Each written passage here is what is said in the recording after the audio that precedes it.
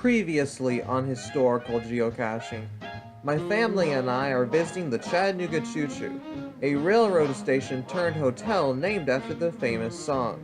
Most recently, we've been on a trolley ride with a quirky conductor telling us of the city's fascinating railroad history.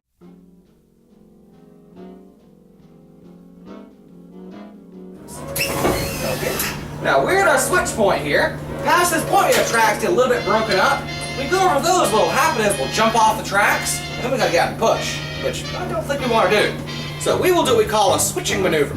That's the fancy name for turning around. So, show you these seats off here. Alright.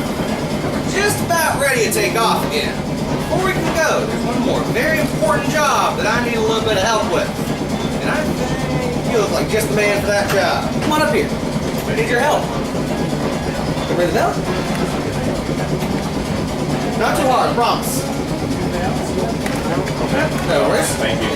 Give a ring in, would you? Allison, Come on up, you've been volunteered.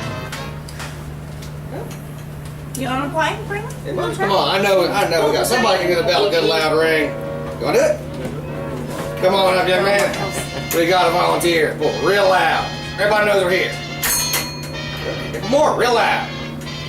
One more. Excellent job. Thank you, sir. Now we're ready to go. So we gotta ring that bell every time we start moving. Just in case there's somebody in front of me and don't see that we're coming, you gotta play. Because we don't want to hit anybody. Or everybody's there. Be careful. Now what I was doing when I stepped out there, you might have seen when we were first boarding up, I was putting that pole and the wire up top. All the power for this trolley runs from a 600-volt line that runs right over our heads, fully electrical. Now that line up top connects to a pole on each end. They're called pantographs, technically. Back in Jeopardy one day. Those pantographs basically work like the plug for a separate engine system on the opposite side of the trolley. So what I was doing, very simple. I was just pulling down the pole on this side, which unplugged that engine, and then the opposite, put the pole on the far side up, plug in the engine under here.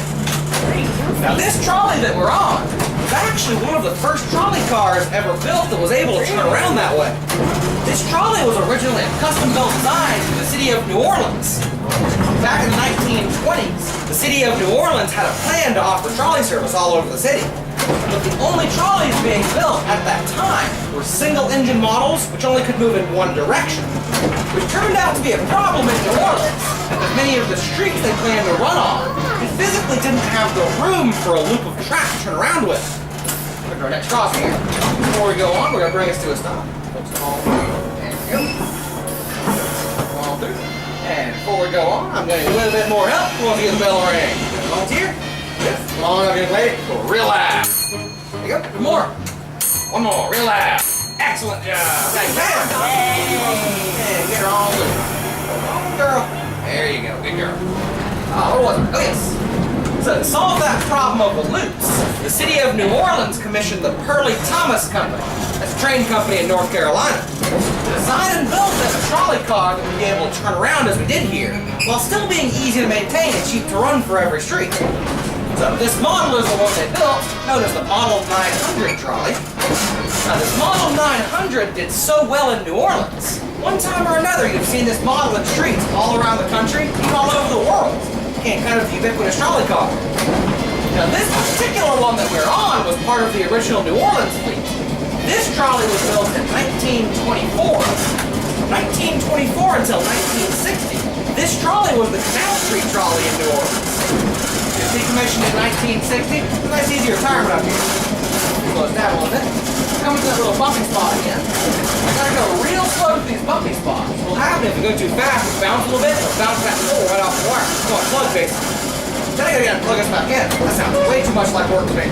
There we go. Beautiful. There we go. Now one other story that I always have to touch on. This one even most locals here don't know. It's a story about the name, the Chattanooga Choo Choo, where that name came from, what it actually meant. It's a common misconception. Most folks who walk in the door here think that steam engine out there on the platform is the Chattanooga Choo Choo, which is not exactly true. In fact, there never was one particular train or one station by that name. The name of the Chattanooga Choo Choo was the nickname given to a route that ran between Cincinnati, Ohio and Chattanooga. So any train that was on that route could have been called the Chattanooga Choo Choo. including that engine out there. So, it is not the Chattanooga Choo Choo out there. That one is a Chattanooga Choo Choo. One of many trains that use there. Stop up here. Go across. No worries. So, the next crossing. So, before we go on, a little more help. Who wants to give it a ring? Another volunteer? Yeah, Ridley wants to. Come on up. Real loud. Make sure everybody hears us. Okay, come more. Here you go. One more. Real loud. Excellent job. Now they know we're coming. Yay! Yeah. Come on. There you go. So that There we go. Now the reason that Chattanooga Choo Choo route became so famous, so important, have its own nickname, its own famous song.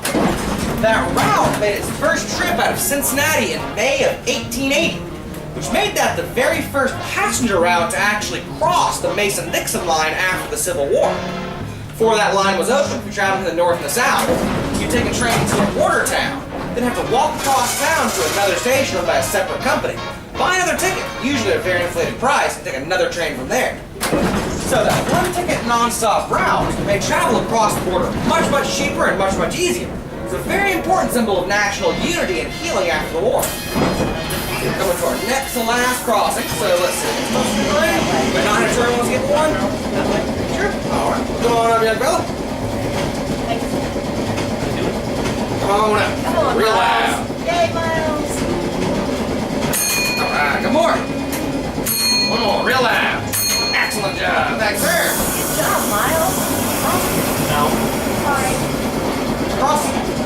Alright. Get on with it. Oh, girl.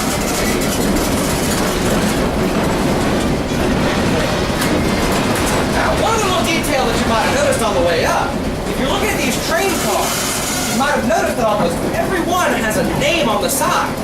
For those all familiar with Chattanooga, the names on these cars read almost like a who's who of famous names, famous people from the city, especially business people. Those names are the names of the people that saved Terminal Station from demolition back in 1970. The Southern Railroad Company had a policy. Whenever they'd shut down a train station, they'd level the entire building. It was for tax reasons, to avoid tax on the empty building. In fact, that's why Union Station down the street was torn down, why there's so few stations in the South today. Simple little tax dodge. Well, this station was shut down in 1970. Our last crossing here. Now, this is a very important crossing. The train's on the left, the hotel on the right. It's kind of hard to see if there's somebody waiting to cross. So what I need is somebody to ring the bell really loud. Ring it? Sure you want to get one? Yeah, go right ahead, young lady. Real loud. Alright, here you go. Excellent job. Like that.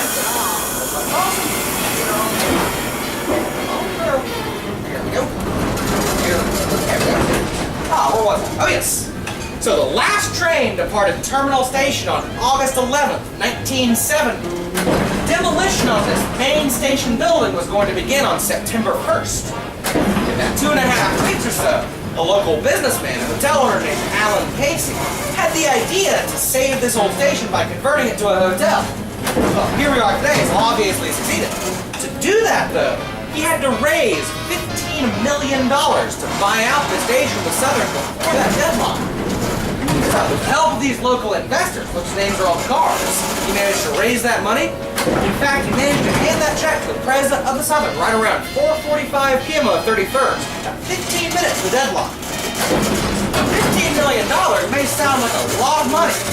Well, let me tell the truth. That's about half what the station was originally supposed to have been sold for. There's a story behind the deal, of course. For a little background, the original price was based on construction costs. Terminal Station back in 1908 cost about $1.5 million to build. Just that for inflation in 1970, you're looking at about $30-35 million. Today it's about $40-45. So if y'all happen to bring $45 million, I happen to have a train station I can tell you. That $15 million deal was a direct result of the Birmingham, Alabama station getting torn down. Back in 1968, the main passenger station in Birmingham got torn down under very similar circumstances, that same policy. It was a beautiful brick building. Like this one, was a major part of that city's character. So when that station got torn down, there was a huge public outcry in the city of Birmingham, a lot of anger towards the Southern. In response, the president of the Southern Railroad made a promise. He said, I will do whatever I can if I'm offered a good, viable way to save one of these old stations. I'll do whatever I can to make sure we take it. Well, fast forward a couple years to 1970. Mr. Casey had come forward with a plan for terminal station. Still, the board of shareholders was refusing to budge for that $35 million price, which is more than Mr. Casey would possibly be able to get. So wanting to help out, the president of the Southern, the one thing he could do, he did some math. He looked what happened in Birmingham after that station got torn down. He found that every year the freight department of the Southern, which run almost like a separate company, was losing $3 to $4 million in recurring contracts every year in Birmingham since that station was torn down. Well, Chattanooga was also a major industrial town. By his calculations, the same rate held true here. That'd be a loss of $7 to $8 million in Chattanooga annually, which, as it turns out, is a much worse deal than a one-time deal on the station.